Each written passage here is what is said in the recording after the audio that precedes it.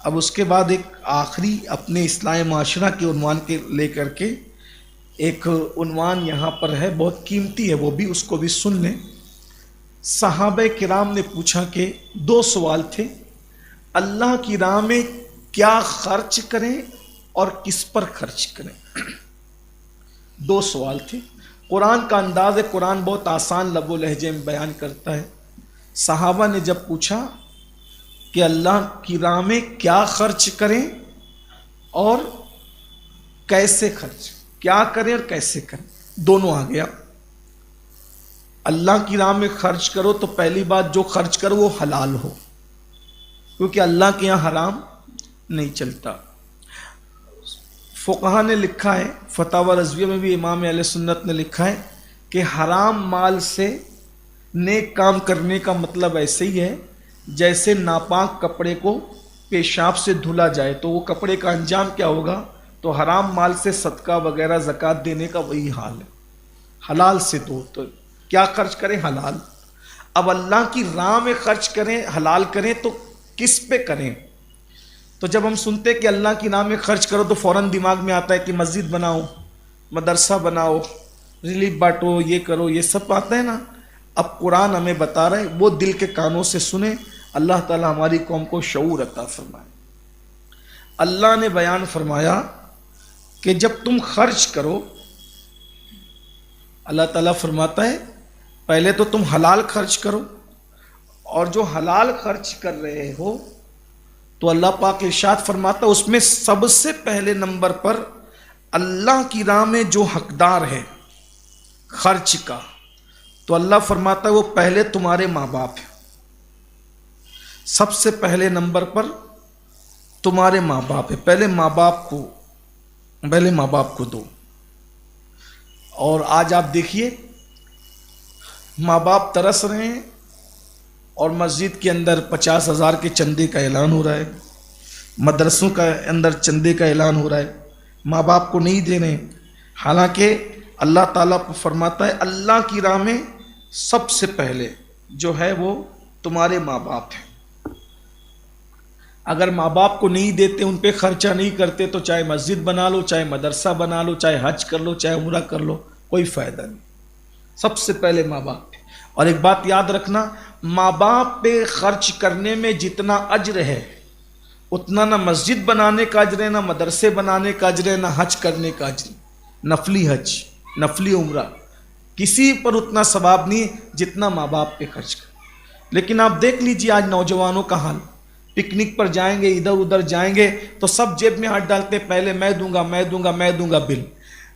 پارٹیوں میں جائیں گے تو بولتے ہیں میں دوں گا دوستوں کی محفل میں، اب باپ بیمار پڑ جائے تو ہاسپٹل میں جھگڑا کرتے ہیں، تو دے گا۔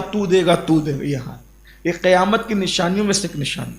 تو یاد رکھیے سب سے پہلے اللہ کی راہ میں خرچ میں ماں باپ کا نمبر آتا ہے۔ ماں باپ پہ خرچ کرو، خوب خرچ کرو۔ بلکہ ایک بات بتاؤں، مالدار بننے کا طریقہ، اگر چاہتے ہو مالدار بنو تو پہلے اپنے ماں باپ پہ خرچ کرو۔ دوسرے نمبر پر اللہ فرماتا ہے جو تمہارے قریبی رشتہ دار ہیں ان پہ خرچ کرو۔ دیکھ رہے ہیں آپ، اصل میں قرآن سمجھا نہیں، سیکھا نہیں، قرآن کے قریب نہیں آئے، رشتہ دار ترس رہے ہیں اور دوسرے جگہ ڈھونڈ رہے ہیں۔ پہلے اپنے بھائیوں پہ دو، اپنے قریبی رشتہ دار بہنوں کو دو، اس لیے کہ قریبی رشتہ داروں کی مدد کرنے میں ڈبل ثواب ہے۔ مسجد کے زینے پہ جو فقیر بیٹھے ہیں اس کو دو گے تو ایک ثواب ہے، اور اپنے رشتہ دار کو دو گے تو ڈبل ثواب ہے، ایک تو دینے کا ثواب اور ایک تو رشتہ داری کی صلہ رحمی کرنے کا ثواب۔ اللہ کے رسول علیہ السلام فرماتے جو صلہ رحمی کرتا ہے، اپنے رشتہ داروں کے ساتھ اچھا سلوک کرتا ہے، اللہ اس کی عمر میں اضافہ فرماتا ہے۔ میں آپ کو یہ مشورہ دینا چاہتا ہوں، اگر ہر آدمی اپنے قریبی رشتہ داروں کی مدد کرنا شروع کر دے تو چند سالوں کے اندر مسلمانوں سے پوری دنیا سے غربت ختم ہو جائے۔ پہلے نمبر پہ اللہ کی راہ میں خرچ کرنا ہے تو ماں باپ، دوسرے نمبر پہ رشتہ دار، پھر تیسرا نمبر آتا ہے یتیم۔ یتیموں کو دو، جو یتیم بچے ہیں ان کی اسکولوں کی فیس اگر نہیں وہ بھر پا رہے ہیں تو ان کو ان پڑھ جاہل مت رہنے دو، معلوم کرو، چند یتیم بچے اپنے لیے لے لو، ان کے لیے ان کی اسکول کی فیس بھرو، ان کو پڑھاؤ لکھاؤ۔ تو تیسرے نمبر پہ یتیم، اور یتیم پہ خرچ کرنے کا ہی بڑا سبب، بلکہ ایک صاحب کہتے ہیں حضور میرا دل بڑا سخت ہے، میرا دل بہت سخت ہے۔ آقا فرماتے ہیں یتیم کے سر پہ ہاتھ پھیرا کر اور موت کو یاد کیا کر۔ ایک مقام پہ میں قرآن پڑھا کر اور موت کو یاد کیا کر۔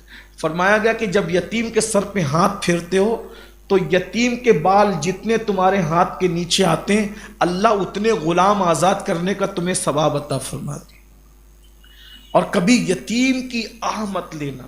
بہت سے لوگ ہوتے ہیں جوانی میں باپ مر جاتا ہے، بچے یتیم ہو جاتے ہیں، اور جب تک بھائی زندہ تھا تو بھائی کے بچوں کے ساتھ سب اچھا سلوک کرتے تھے، بھائی مر گیا تو وہ یتیم ہو گئے تو ہڑپ کرتے ان کا مال۔